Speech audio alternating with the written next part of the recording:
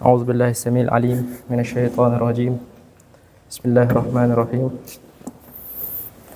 إن الحمد لله نحمده ونستعينه ونستهديه ونستغفره ونعوذ بالله من شرور أنفسنا ومن سيئات أعمالنا.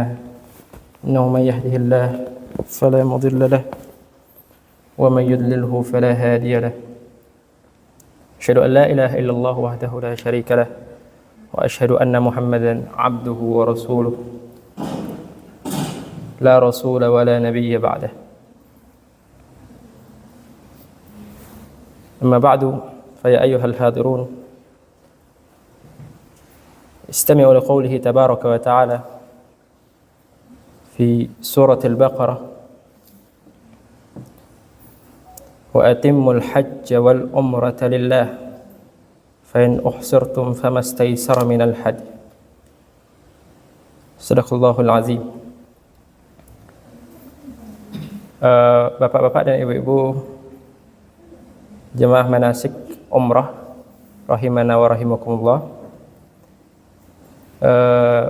izinkan saya mengantar dahulu untuk pembahasan awal kita. Insyaallah nanti Bu Yang melanjutkan dua lagi. Pembahasan awal kita adalah tentang makna umrah dan hukumnya, juga tentang pengertian fi waqtin maksus. Karena umrah tidak punya miqat zamani.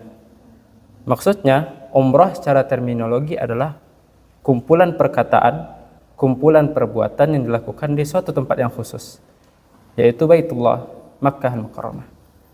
Itu pengertian secara terminologi. Nah, pembahasan mengenai umrah ini tidak bisa dilepaskan dengan pembahasan dari Makkah Al-Mukarramah, pembahasan mengenai safarnya, juga pembahasan sedikit menyinggung kepada haji.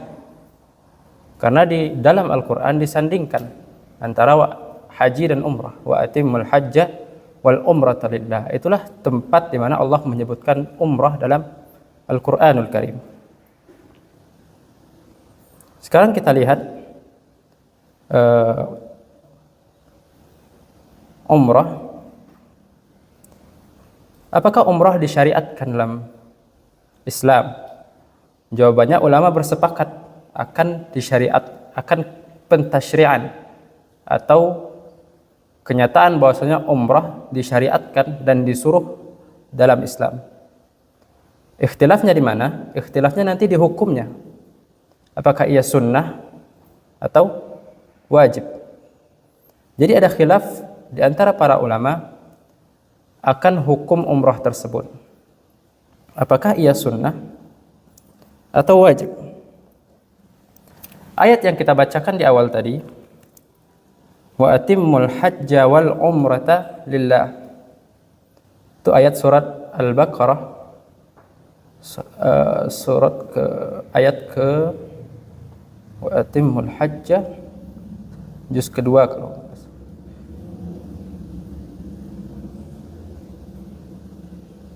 infokusnya tidak bisa digunakan, jadi dilihat saja ayatnya.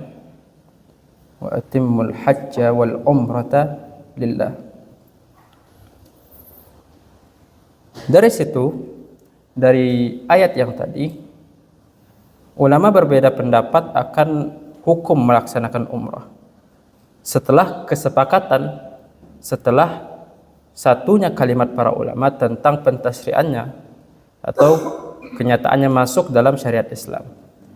Nah, yang mengatakan bahwasanya umrah itu sunnah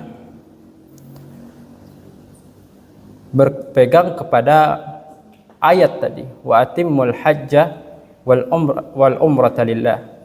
Yang mengatakan wajib berpegang kepada ayat tadi, wa atimmul hajja wal umrata lillah.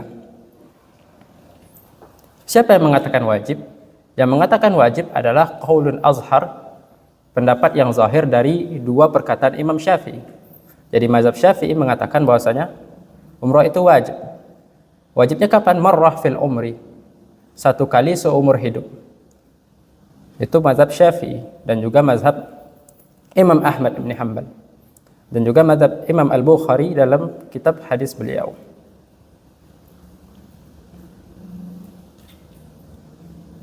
Dasarnya apa? Dalam hadis yang diriwayatkan oleh Imam Ad-Daruqutni, Nabi Shallallahu Alaihi Wasallam ditanya tentang apa itu Islam. Kata Nabi, al-Islamu an tashhada an la ilaha illallah wa anna Muhammadar Rasulullah wa an tuqimas salah wa tu'tiz zakah wa tahujja wa ta'tamir wa taqtasil minal janabah wa tatimmul wudu'a wa tasumu Ramadan. Islam itu, kata Nabi, syahadatu an la ilaha illallah, bersyahadat akan tiadanya Tuhan selain Allah, wa anna Muhammadar Rasulullah, dan bahwasanya Muhammad adalah Rasulullah, wa an tuqimas salah, dan mendirikan salat, wa tu'tiz zakah, memberikan zakat, wa tahujja wa ta'tamir, pergi haji dan juga ta'tamir, berumrah. Di situ Nabi menyebutkan umrah, menyandingkannya dengan haji sebagai bagian dari Islam saat ditanyakan apa itu Islam. Kemudian lagi hadis yang diriwayatkan dari Aisyah Ummul Mukminin radhiyallahu taala anha, bahwasanya Nabi sallallahu alaihi wasallam bersabda, "Na'am, alaihinna jihadun la qitala fi." Saat ditanyakan oleh Aisyah, "Ya Rasulullah, 'alan nisa'i jihad?" Apakah nisa itu punya jihad juga? Apakah ada kewajiban jihad untuk wanita? Nabi menjawab, "Na'am, ada kewajiban jihad untuk wanita. Alaihinna jihadun la qitala fi." Ada jihad bagi wanita yang tidak ada perang di dalamnya. Apa itu? Haji wal umrah. Haji dan umrah. Nah, hadisnya banyak sebenarnya yang mengatakan, yang menunjukkan menjadi pegangan orang-orang yang ulama yang berpendapat bahwasanya umrah itu wajib, fardhah. Dan juga ayat tadi yang paling utama, wa atimul hajja wal umrata lillah, sempurnakan haji dan umrah lillahi ta'ala. Surat Al-Baqarah ayat 196. Dan haji diwajibkan oleh Allah bil ittifaq, disepakati oleh ulama akan kewajibannya. Dalam ayat yang lain, faman hajjal baita aw i'tamara fala junaha alaihi ay yatawaf bihima, disandingkan lagi oleh Al-Qur'an. Jadi setiap disebutkan umrah dalam Al-Qur'an disandingkan dengan haji. Sedangkan haji diwajibkan dengan nas yang sharih secara tersendiri. Haji disebutkan secara tersendiri kewajibannya. Walillahi 'alan nasi hajjul bait. Dan hak Allah dari manusia itu apa? Hajjul bait. Yang diperintahkan oleh Allah bagi manusia adalah berhaji ke Makkah Al-Mukarramah. Nah, dari situ Imam Asy-Syafi'i dan juga Imam An-Nawawi merajihkan pendapat Imam Asy-Syafi'i tersebut karena ada beberapa riwayat. Dan juga Imam Ahmad bin Hanbal mengatakan bahwasanya umrah wajibah fil umri, wajib sekali seumur hidup. Nah, pendapat yang kedua bahwasanya innal umrata sunnatan fil umri, sunnatun fil umri wa laysat biwajibah. Ada yang mengatakan bahwasanya umrah itu sunnah, kedudukan hukumnya sunnah muakkadah, bukan wajib. Wa laysat biwajibah. Wa qala Malik wa ashabuhu wa Abu Hanifah wa Abu Thawr, dan banyak lagi. Jadi itu adalah mazhab al-Imam Malik, al-Imam Abu Hanifah, Abu Thawr, Ibnu Mas'ud, dan banyak sahabat yang lainnya mengatakan bahwasanya itu sunnah. Apa dasarnya? Perkataan Nabi sallallahu alaihi wasallam, al-hajju jihadun wal umratu tatawwu'. Haji itu adalah jihad dan umrah itu tatawwu'. Tatawwu' adalah muradif dari sunnah. Jadi kata Nabi sendiri mengatakan bahwasanya al-hajju jihad, haji itu adalah jihad, dan umrah itu tatawwu', adalah hal yang melebihi kewajiban. Artinya tidak diwajibkan. Fadailul amal. Dan kemudian dalam hadis tentang seorang Arabi, seorang Arab Badui yang bertanya kepada Nabi, apakah kewajiban umrah dan haji itu sama? Apa jawaban Nabi? Kata Nabi, la, tidak. Wa anta ta'tamiru huwa afdal. Tidak, tetapi kalau kamu berumrah itu afdal, kata Nabi. Itu lebih baik.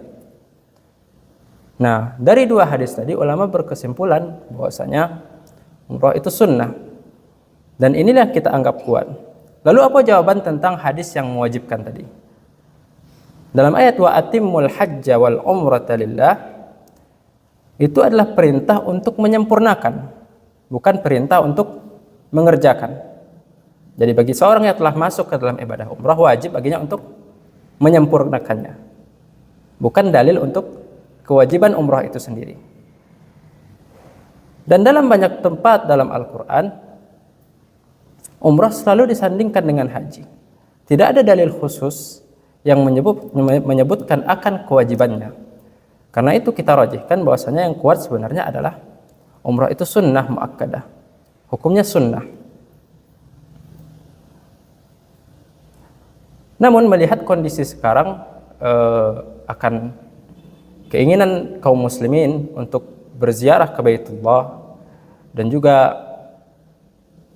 mungkin banyak dari kita yang punya kekuatan dan potensi untuk haji, namun waktu ditentukan oleh pemerintah jauh hari lagi, entah sampai entah tidak. Karena itu paling tidak kita usahakan kerjakan yang sunnah ini.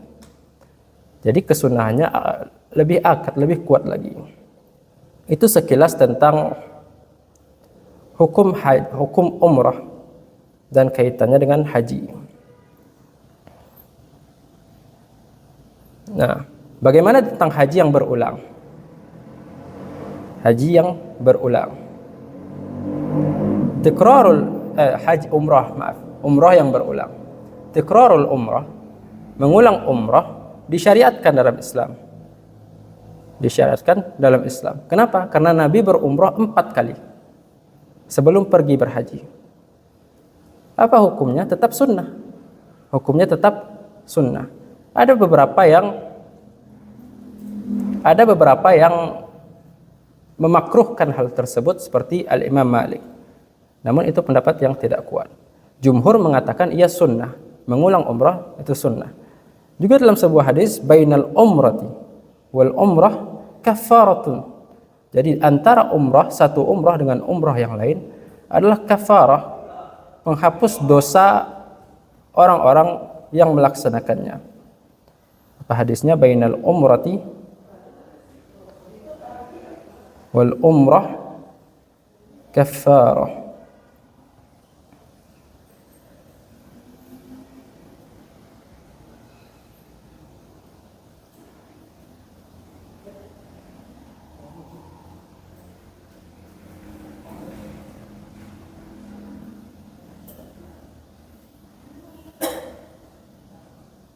Jadi dari situ ulama menyimpulkan bahwasanya pentasyri'an masyru'iyah dari pengulangan umrah itu sendiri disebutkan dalam hadis Nabi sallallahu alaihi wasallam.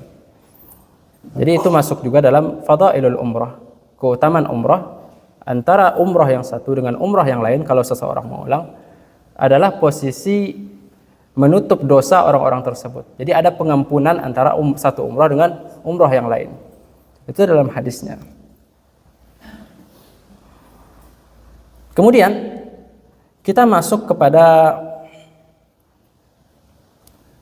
safar.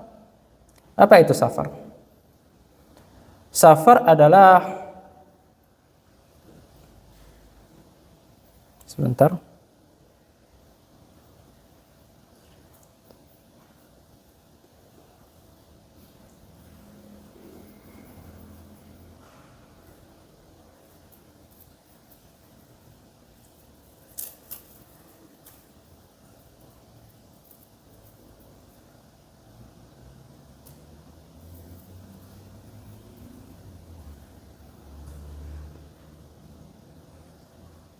Safar artinya saat seseorang berpindah atau pergi dari tempat tinggalnya. Itu safar. Nah, safar ini terbagi ke dalam 5 kategori. Tergantung kepada hukum, diliputi oleh semua hukum syariat. Apa hukum syariat? Ada 5. Wajib, sunnah, mubah, makruh, dan juga haram. Nah, itu safar. Ada safar yang wajib, yaitu saat kita mengerjakan safar untuk melaksanakan kewajiban. Contohnya apa? Seperti haji tadi. Orang yang bersafar untuk melakukan haji, safarnya itu wajib. Karena haji baginya adalah kewajiban. Kemudian ada safar sunnah, untuk mengerjakan ibadah yang sunnah. Safar mubah adalah yang tidak terikat dengan semua ibadah dan lain-lain, dan tidak ada larangan di dalamnya. Safar makruh juga terkait dengan hal yang makruh, dan safar haram adalah terkait dengan hal yang haram. Maka jika kita melihat hukum umrah tadi, ia adalah sunnah, maka apa hukum safar kita saat ini? Sunnah. Jadi ini adalah safar sunnah. Jadi safar itu sendiri disunnahkan oleh Allah Subhanahu wa taala. Karena ma la yatimul wajib illa bihi fahuwa wajib. Begitu seterusnya. Apa yang tidak dapat kita, yang menjadi wasilah akan sesuatu, hukumnya sama dengan wasilahnya. Umrah apa hukumnya? Sunnah. Maka apakah mungkin kita melakukan umrah tanpa melakukan safar? Tidak. Maka hukumnya sama dengan hukum umrah tersebut. Apa yang akan kita perhatikan sebelum melakukan safar? Setelah kita tahu bahwasanya umrah itu sunnah dan safar menuju umrah tersebut juga sunnah,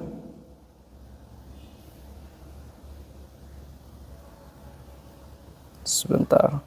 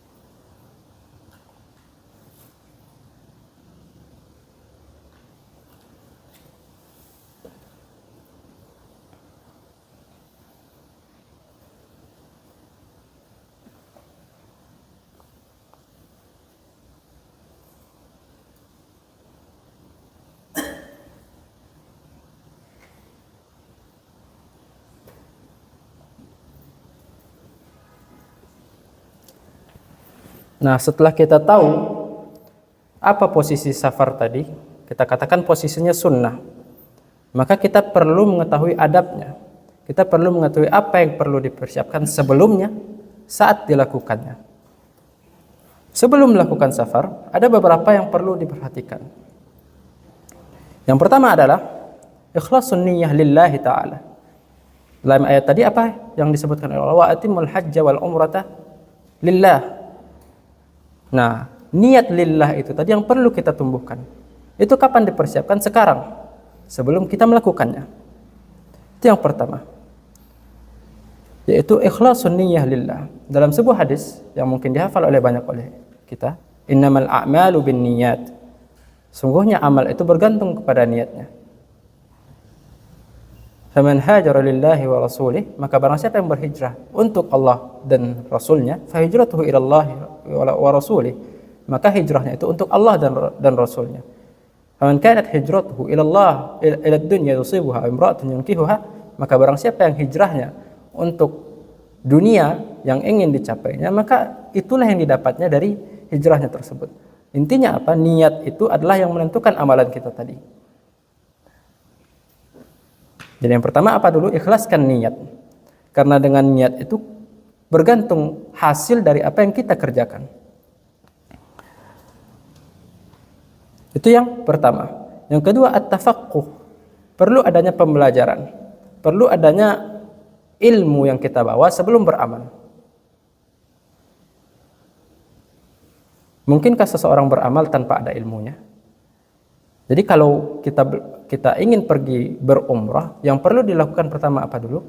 Belajar kaifiatnya, belajar fadailnya, belajar sunnah-sunnahnya, bukan hanya kewajiban dan rukunnya saja, tapi juga kesunnahan, apa sunnah-sunnah yang ada di dalamnya, itu yang mesti kita pelajari.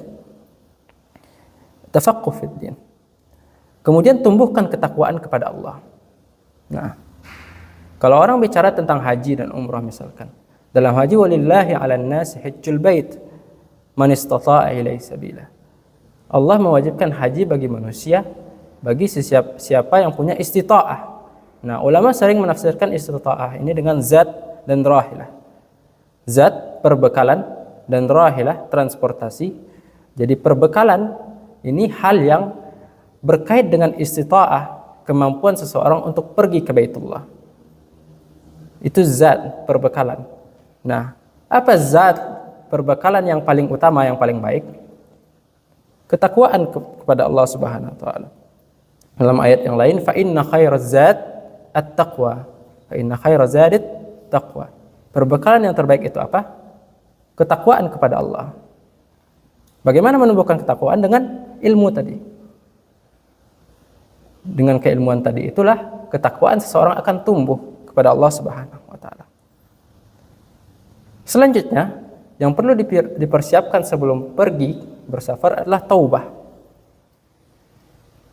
Taubah dari maksiat yang telah dikerjakan dan meninggalkan maksiat yang akan dikerjakan. At-taubatu min jami'iz dzunub wal ma'asi. Nah, ini berkait karena safar kita tadi adalah untuk berumrah, untuk beribadah kepada Allah Subhanahu wa taala. Bagaimana seseorang dapat menjangkau Baitullah, rumah Allah itu dengan keadaan penuh dosa, dengan keadaan tidak ingin meminta ampunan Allah Subhanahu wa taala. Karena itu sebelum pergi harus dikuatkan taubat kita tadi. Nah, apa itu taubat? Taubat itu meninggalkan dosa dan menyesalinya. Jadi bukan hanya meninggalkan dosa, tapi juga menyesalinya. Yang lebih penting lagi apa? Tekad untuk tidak melakukannya kembali. Nah, itu taubat nasuha. Kemudian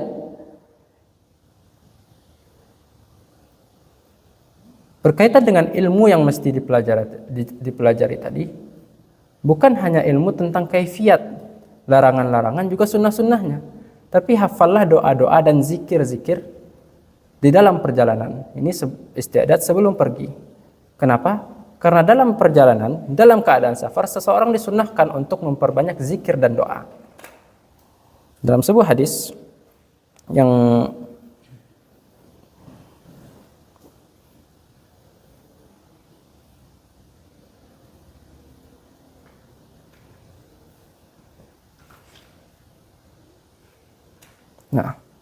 dalam sebuah hadis yang diriwayatkan dari Jabir bin Abdullah, kata Nabi sallallahu alaihi wasallam, "Kunna idza sa'idna kabbarna." Kami ketika perjalanan dalam keadaan mendaki, kabbarna, kami bertakbir pada Allah. Wa idza nazzalna sabbahna. Dan apabila jalan menurun, kami bertasbih kepada Allah Subhanahu wa taala. Nah, ini salah satu poin bahwasanya sahabat Nabi sallallahu alaihi wasallam dalam perjalanan safar bersama Nabi sallallahu alaihi wasallam memperbanyak zikir dan doa. Nah, bagaimana itu akan dilakukan sedangkan kita tidak hafal zikir dan doa tersebut? Apalagi dalam kaifiat dan manasik umrah nanti banyak tempat-tempat di mana doa itu tidak dikhususkan. Doa tidak dikhususkan. Dalam tawaf misalkan, tidak ada doa khusus dalam tawaf kecuali yang difadilahkan di beberapa tempat seperti antara rukun yamani dan hajar aswad, Rabbana atina fid dunya hasanah. Yang lainnya dibebaskan. Jadi doa yang mesti dibaca adalah doa yang kita hafal, bebas sesuai dengan hajat dan kebutuhan kita. Nah, itu persiapan sebelum pergi. Apa yang pertama? Ikhlasun niyah. Mengikhlaskan niat kepada Allah. Kemudian tafaqquh. Ada ilmu yang mesti kita bawa, yang mesti kita pelajari. Kemudian juga taubat dari dosa yang telah kita perbuat sebelumnya, agar kita pergi ke sana dalam keadaan bersih. Lalu kemudian perbanyak menghafal doa-doa tadi, doa-doa dan zikir. Nah, itu persiapan sebelum pergi safar. Nah, kemudian dalam keadaan safar, ada beberapa kondisi yang perlu kita perhatikan. Yang pertama, doa us-safar. Ada yang di buku itu ada doa safar. Allahu Akbar, Allahu Akbar, Allahu Akbar, subhanallazi sakhkhara lana hadza wa ma kunna lahu muqrinin, sampai akhir doa nanti. Itu perlu dihafal juga. Sekarang, nah nanti saat akan melakukan safar itu dibaca terlebih dahulu. Kemudian juga yang perlu diperjelas lagi adalah soal qasar dan jamaah. Soal mengqasar salat dan jamaah. Karena ini terkait sekali dengan keadaan safar. Nah, soal mengqasar salat, ulama tidak ada perbedaan pendapat di dalamnya. Bahwasanya ia dimasyru'kan, disyariatkan dalam keadaan safar. Dan satu-satunya penyebab dapat dirukhsahnya seseorang untuk melakukan salat 2 rakaat dari yang sebelumnya 4 rakaat, yaitu dalam keadaan safar, berbeda dengan jamaah. Nah, jadi satu-satunya alasan seseorang dapat mengqasar salat adalah dalam keadaan safar. Sedangkan jamaah ada 3 sebab. Ada sebab matar nanti, ada sebab marat nanti, ada sebab-sebab yang ikhtilaf ulama di dalamnya. Yang jelas, ini terkait sekali dengan perjalanan kita. Nah, apa hukum mengqasar salat?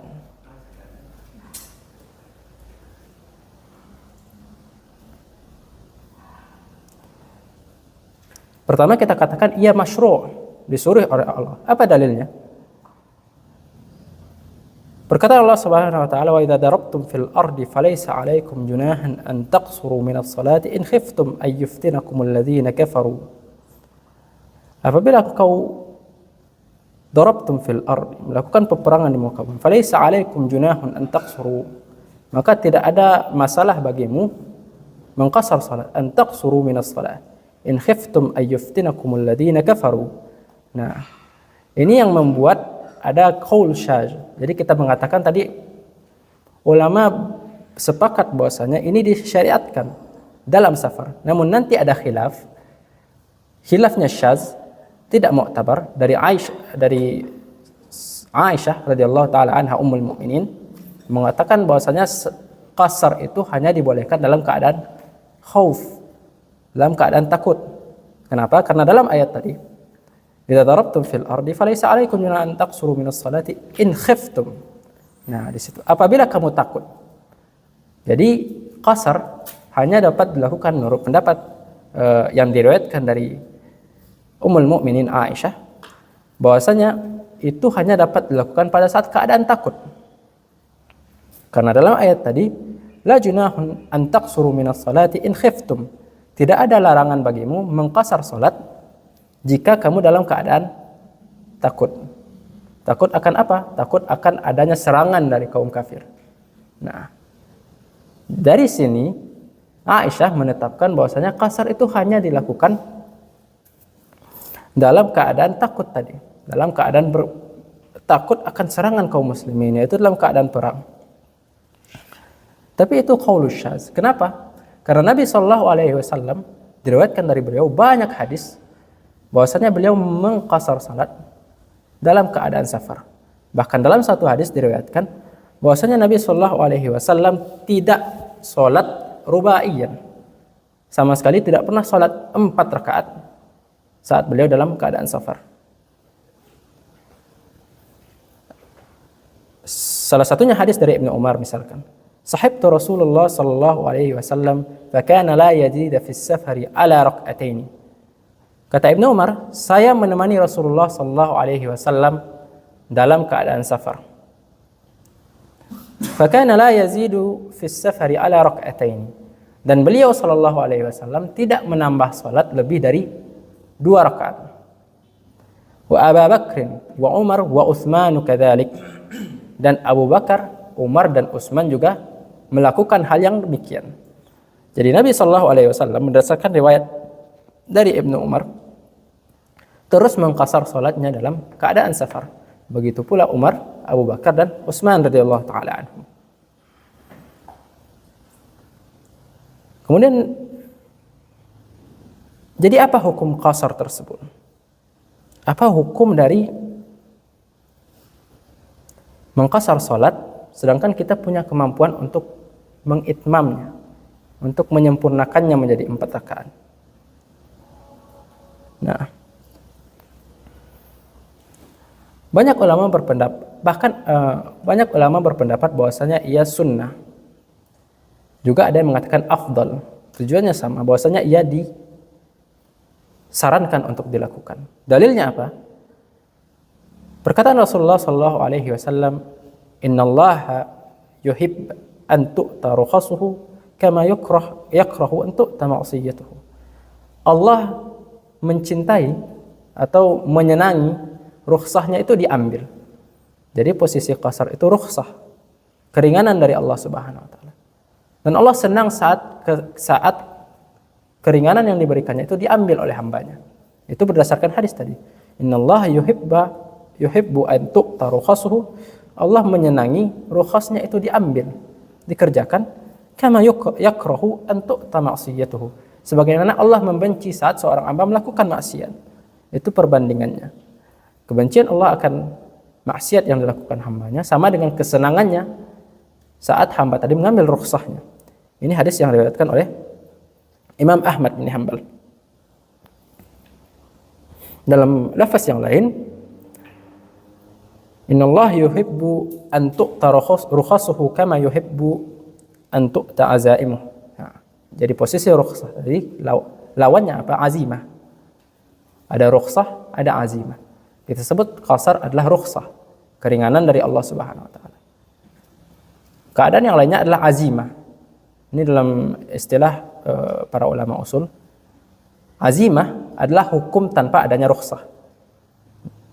Nah, itu namanya, istilahnya. Jadi kalau salat 4 rakaat itu namanya azimah, hukum yang asal. Saat salat 2 rakaat itu namanya rukhsah.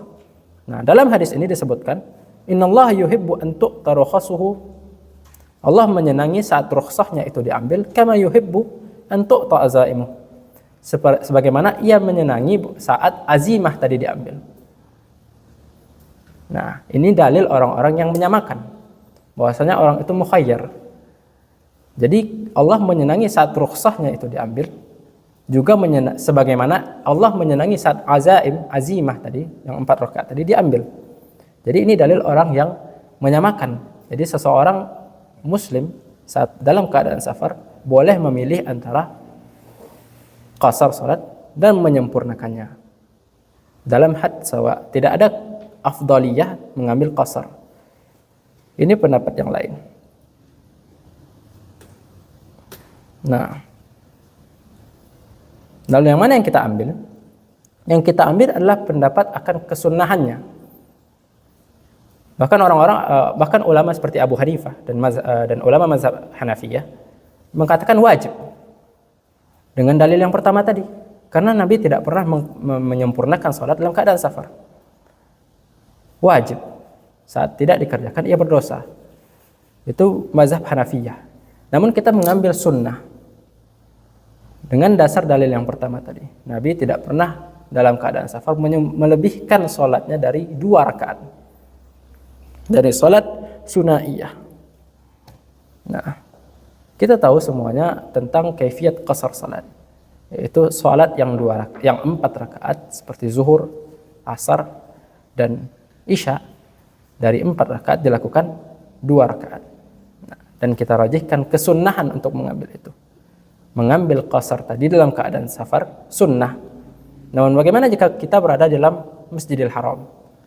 Saat imam salat, tentu imam tidak mengqasar salat karena beliau tinggal di sana. Beliau tidak dalam keadaan safar. Apakah tetap ada kesunnahan itu?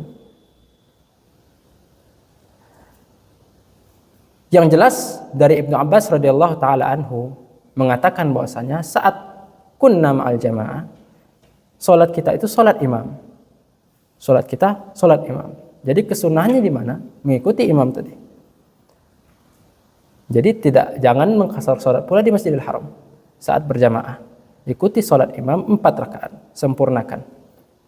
Itu menurut fatwa Ibnu Abbas. Lalu kemudian yang kedua adalah soal jamaah. Jamaah khilafnya lebih banyak daripada qasar. Ada ulama yang berpendapat bahwasanya jamaah hanya boleh dilakukan pada saat haji di Muzdalifah dan juga di Arafah. Karena dalam riwayat yang diriwayatkan dari Nabi Shallallahu Alaihi Wasallam hanya itu yang terjadi, Nabi menjamak salat. Kita lihat supaya lebih pas.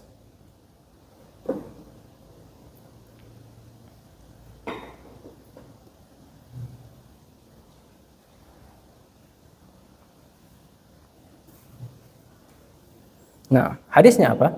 Karena Rasulullah sallallahu alaihi wasallam yajma' baina salat az-zuhri wal asri idza kana ala dhahri sayrihi wa yajma' baina al-maghribi wal isya'. Nabi sallallahu alaihi wasallam menjamak salat antara salat zuhur dan asar idza kana ala dhahri sayrihi, apabila ia berada dalam perjalanannya, wa yajma' baina al-maghribi wal isya', dan menjamak antara maghrib dan isya'. Itu dalil akan pentasyri'an atau ketetapan bahwasanya jamak itu disyariatkan dalam syariat Islam. Kemudian kata Al-Hafiz Ibnu Hajar, awrada fihi thalathatu ahadis. Ada 3 hadis yang berkaitan dengan jamak ini. Hadis yang pertama adalah hadis Ibnu Umar. Wa huwa muqayyadun bima idza jadda as-sayr. Wa hadis Ibnu Abbas wa huwa muqayyadun bima idza kana sa'iran, wa hadis Anas wa huwa mutlaq. Nah, ada 3 hadis tentang hadis jamak ini, yaitu hadis Ibnu Umar, hadis Ibnu Abbas, dan hadis Anas.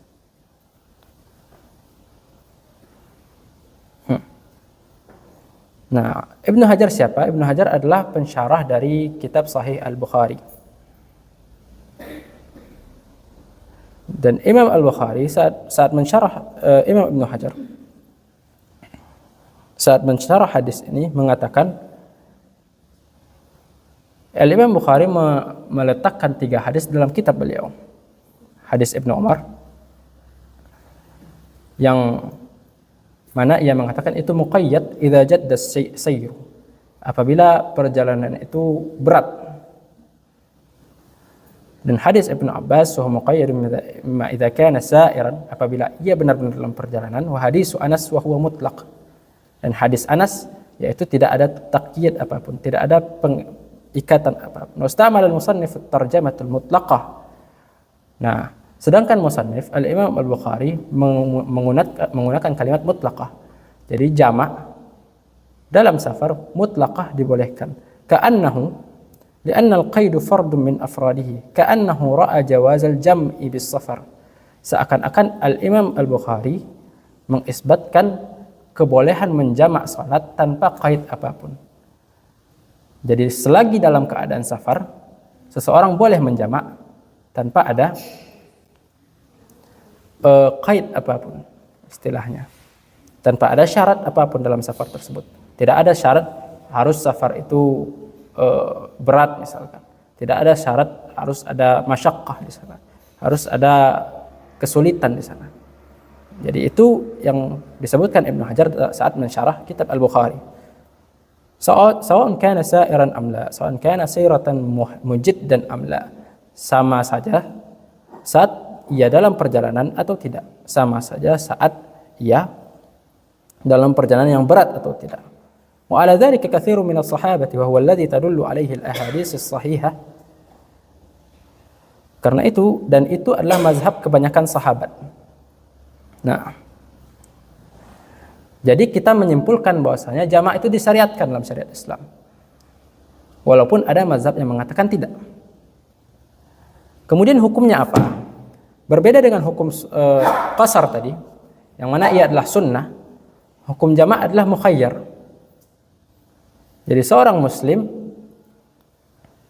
bebas memilih apakah ia akan menjamak atau tidak dalam keadaan safar. Jadi itu adalah pilihan yang diberikan oleh Allah Subhanahu wa taala. Walaupun tentu ada yang pergi dan condong kepada kesunahannya. Karena hadis yang pertama tadi. Innallaha yuhibbu an tu'ta rukhsatuhu. Allah senang saat diambil rukhsahnya. Sebagaimana ia senang saat diambil azimah dari hukum-hukumnya tadi. Nah, itu sekilas tentang hukum qasar dan jamak di dalam safar. Ada pertanyaan? Berapa hari sebenarnya rukhsah dari jamak kasarnya? Ada yang mendapat hanya 4 hari. Tapi pernah juga kami lihat ada yang melakukannya lebih dari 4 hari. Sebenarnya banyak khilaf para ulama tentang waktu di mana dibolehkannya seseorang mengqasar salat. Dan ini terkait sekali dengan masalah kapan seseorang bisa disebut musafir dan kapan seseorang bisa disebut muqim. Ada ulama yang mengitlaqkan begitu saja. Ada ulama yang menyebutkan selagi dia tidak berniat menetap di suatu tempat, selagi dia masih berniat dalam perjalanan, artinya seseorang misalkan datang ke suatu tempat, kemudian berhari-hari ada di sana, tapi dia tidak berniat menetap di sana, maka pada saat itu dia tetap dihitung golongan musafir. Ada yang membatasi dengan 4 hari saat bermukim di suatu tempat, tidak terkait dengan niat tadi. Jadi ada banyak khilaf di kalangan para ulama tentang kapan seseorang bisa disebut musafir dan kapan ia disebut mukim. Yang kuat wallahu a'lam. Saya juga tidak tahu. Ada lagi berkaitan dengan safar tadi atau tentang umrah dan hukumnya?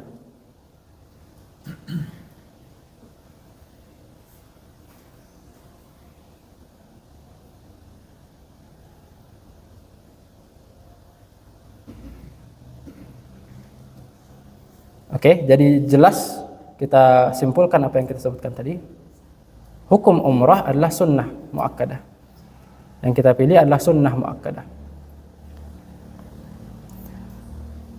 Dan lebih dianjurkan lagi dengan keadaan kerinduan orang-orang saat ini, kaum muslimin kepada Baitullah.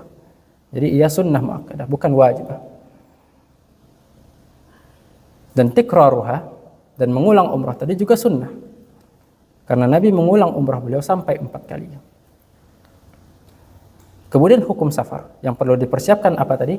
Yang pertama ikhlasnya niat, yang kedua tafaqquh, membawa ilmu untuk kaifiatnya, juga tentang sunnah-sunnahnya dan lain-lain. Yang ketiga hafalan-hafalan doa dan zikir, itu perlu ditambah lagi. Lalu yang terakhir taubat, bertaubatlah kepada Allah sebelum kita pergi ke Baitullah. Itu adab sebelum melakukan safar. Lalu dalam keadaan safar kita tadi sudah membahas tentang doa safar yang perlu dihafal juga. Juga tentang qasar salat dan jamaknya, kita katakan bahwasanya itu disyariatkan. Dan qasar mengerjakannya sunnah menurut mazhab beberapa ulama. Ada yang mengatakan wajib, ada yang mengatakan sama saja, boleh dipilih. Tapi kita mengambil pendapat yang mengatakan sunnah berdasarkan hadis tadi. Begitu pula jamak, ia disyariatkan dalam syariat Islam, dan kita mengambil pendapat yang mengatakan bahwasanya mengambil rukhsah tersebut mukhayyar bagi seorang muslim. Sama hukumnya, boleh dipilih. Tapi dalam Masjidil Haram sempurnakanlah salat, tidak perlu menjamak. Di samping karena kita mengikuti imam tadi, juga keutamaan salat di Masjidil Haram itu berbeda dari masjid yang lain. Oke, kalau tidak ada pertanyaan, ada. Kalau kita melakukan jamak qasar itu apakah disunahkan juga kita melakukan qabliyah ba'diyah? Tidak. Dalam keadaan safar, jika kita menjamak dan mengqasar salat, kan menjamak bukan hanya dalam keadaan safar tadi kita sebut. Kalau qasar, pendapat ulama bahwasanya itu hanya dalam keadaan safar. Satu-satunya sebab orang boleh mengqasar salat adalah dalam keadaan safar. Sedangkan jamak bisa banyak sebab-sebab yang lain. Nah, kalau kita sebut bahwasanya kita menjamak sholat dan mengqasar sholat karena keadaan safar, maka mengambil sholat rawatib itu rukhsah juga. Meninggalkan sholat rawatib itu rukhsah juga. Jadi seseorang jadi pada asalnya seseorang saat meninggalkan sholat rawatib itu makruh atau tarkul aula, khilaful aula. Jadi sholat rawatib itu ada yang sunnah muakkadah, sunnah yang sangat dikuatkan oleh Nabi Shallallahu Alaihi Wasallam karena ada muwazabah di situ, ada kerutinan Nabi Shallallahu Alaihi Wasallam mengerjakannya. Saat meninggalkan sunnah yang muakkadah tadi, beberapa ulama berpendapat bahwasanya itu makruh. Itu dalam keadaan biasa, dalam keadaan hadar. Jadi ulama berpendapat kalau meninggalkan sholat rawatib yang rutin dilakukan Nabi, kita mengambil sesuatu yang makruh. Jadi kita mengerjakan hal yang makruh atau tarkul aula. Nah, saat keadaan safar, kemakruhan tadi hilang. Jadi sunnat rawatib tidak apa-apa dan tidak masalah ditinggalkan dalam keadaan safar. Yang disuruh oleh Nabi SAW adalah sunnah mutlak. Dalam beberapa riwayat Nabi sholat dalam rahilah, di atas kendaraan. Tapi itu sunnah mutlak. Jadi saat seorang sholat sunnah, ingin sholat sunnah saja tanpa ada kait tertentu, Nabi sendiri bahkan sering sholat di atas kendaraan beliau. Itu sholat sunnah. Jadi pertanyaan tadi tentang meninggalkan sholat rawatib itu diperbolehkan dalam keadaan safar. Kemakruhan meninggalkannya dan atau ada beberapa orang yang menyebutkan khilaful aula, hukum tersebut hilang dalam keadaan safar. Jadi kemakruhannya tadi tidak ada. Seseorang boleh meninggalkannya. Ada lagi? Baik, kalau tidak kita cukupkan terlebih dahulu. Nanti ada Buya Gus Rizal akan menyampaikan tentang manasik haji, manasik umrah. Kita cukupkan dulu. Wafaqakumullah wa iyyakum wa iyyana lima yuhibbuhu wa yardah. Wabillahi taufiq wal hidayah. Assalamualaikum warahmatullahi wabarakatuh.